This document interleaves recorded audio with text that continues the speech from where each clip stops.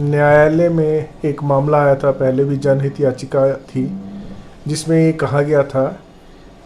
कि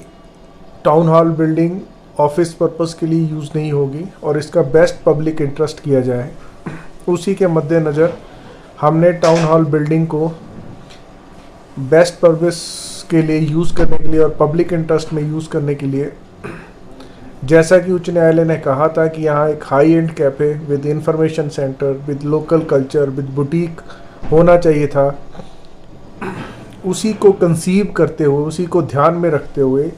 municipal corporation Shimla ने एक कैफ़े टाउन हॉल के ग्राउंड फ्लोर पे खोला था, जो न्यायालय के आज के फैसले के अनुसार वो एक हाई एंड कैफ़े ना होकर मात्र एक फूड कोर्ट है। न्यायालय ने अपने फैसले में ये कहा है, हाई एंड कैफ़े का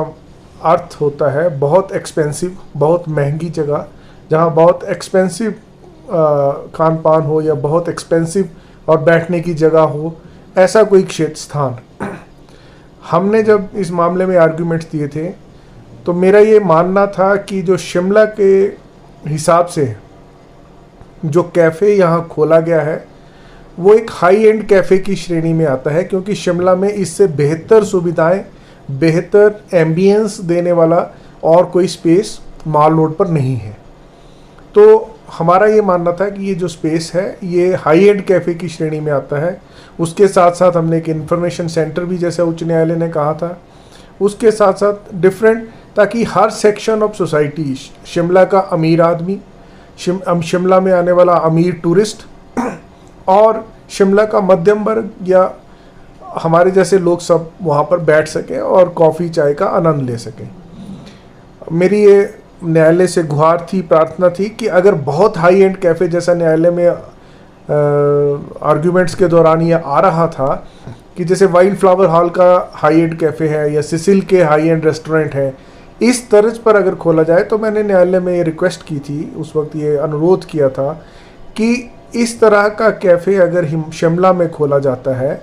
तो शिमला की मैक्सिमम पॉपुलेशन जो है वो उस कैफ़े में बैठने से तथा कॉफ़ी पीने के आनंद से वंचित रह जाएगी। इस कारण हमें ये लगता है कि ये जो कैफ़े खोला गया है वो शिमला के स्तर पर एक हाई एंड कैफ़े है और इस कैफ़े को इसी प्रकार चलते रहना चाहिए। न्यायालय ने हमारी दलीलों को अस्वीकार कर दिया। उन्होंने कहा कि ये हाई एंड कैफ़े नहीं है, ये एकमात्र फूड कोर्ट है, जो पैरा 5.1 और 5.2 में न्यायालय की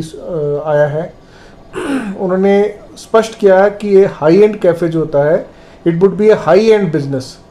द क्लाइंटेल में consist of relatively high net worth individuals, upscale tourist and corporate. So this is the thought process of the Honorable Court, that it should be a very high end and upscale tourist or corporate person should enter into such places and enjoy such places, which according to us was never in the public interest. Therefore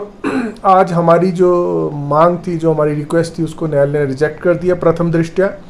और इस food court पर न्यायालय ने रोक लगा दी है। उन्होंने कहा है कि अगली तारीख तक ये फूड कोर्ट नहीं चलेगा, और हेरिटेज कमेटी को मेरे ऑफिस के माध्यम से ये कहा गया है कि हेरिटेज कमेटी को हम इन्फॉर्म करेंगे। वो हेरिटेज एडवाइजरी कमेटी जो है इन सारे तथ्यों को देखेगी जो ऊपर रिप्लाई में ऑर्डर में लिखा गया है, और जब इन सारे तथ्यों को देखेंगे तो टाउन हॉल का जो बहुत सुंदरता है, जो इतिहास है, उसको मद्देनज़र रखते हुए यहाँ कोई कार्रवाई करने संबंधी एक रिपोर्ट उच्च न्यायालय में पेश करेगी। और मामले की अब अगली सुनवाई जो है वो 14/3/2024 को, 14 मार्च 2024 को रखी उच्च न्यायालय में पेश करेगी। और मामले की अब अगली सुनवाई जो है वो 14/3/2024 को, 14 मार्च 2024 को रखी गई।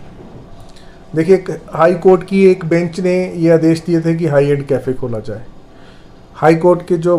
अभी भी डिवीज़न बेंच है, उनका मानना है कि जो खोला गया वो हाई एंड कैफ़े नहीं है। इसमें कोई दो राय नहीं कि वहाँ हाई एंड कैफ़े खुला जा सकता है, क्योंकि हाई कोर्ट का आदेश है।